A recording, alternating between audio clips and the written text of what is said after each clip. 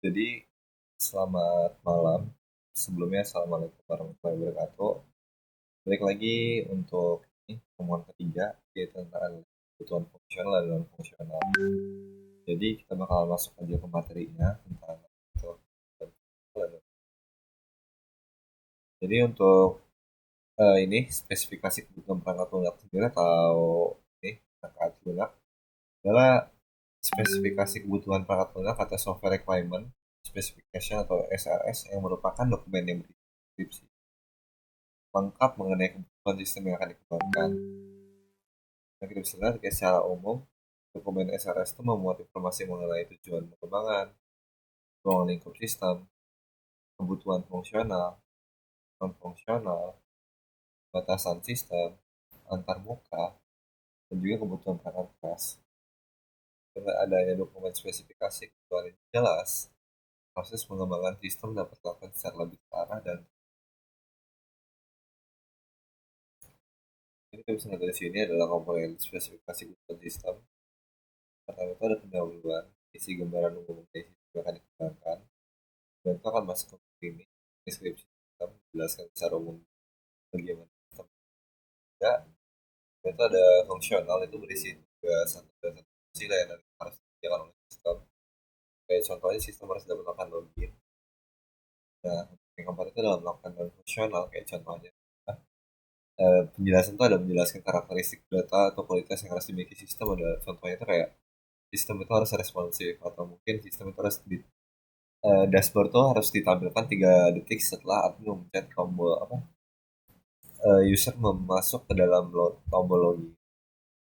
Nah, kita bisa ngerti di sini ada stakeholder kan. Ada klien itu adalah pihak yang pada sistem owner atau pihak yang dia tahu bertanggung jawab terhadap fungsional. Itu ada user, ada requirement analysis.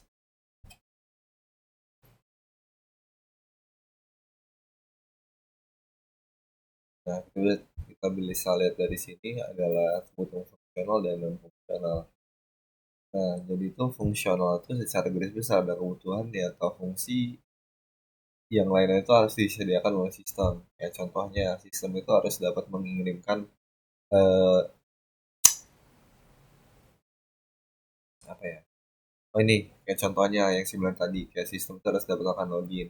Kemudian juga sistem juga harus dapat memberikan folder yang dapat diunduh oleh user seperti itu. Nah, untuk performanya apa untuk kebutuhan non fungsional atau sebaliknya itu lebih ke arah ke kayak nih contohnya beberapa contoh ada performa sistemnya ada aneka ragam datanya kesediaan hewan ada lain-lain.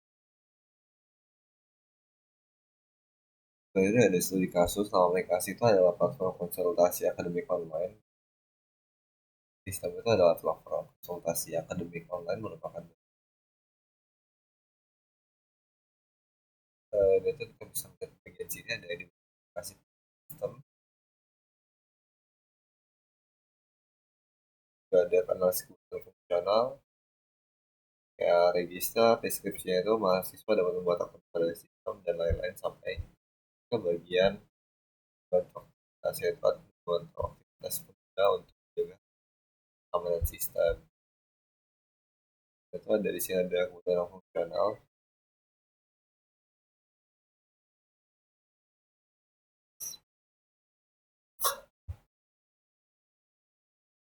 dan mungkin itu aja materi dari saya. Jika mungkin saya ada salah, saya mohon maaf. Saya akhiri wassalamualaikum warahmatullahi wabarakatuh. Terima kasih sebelumnya.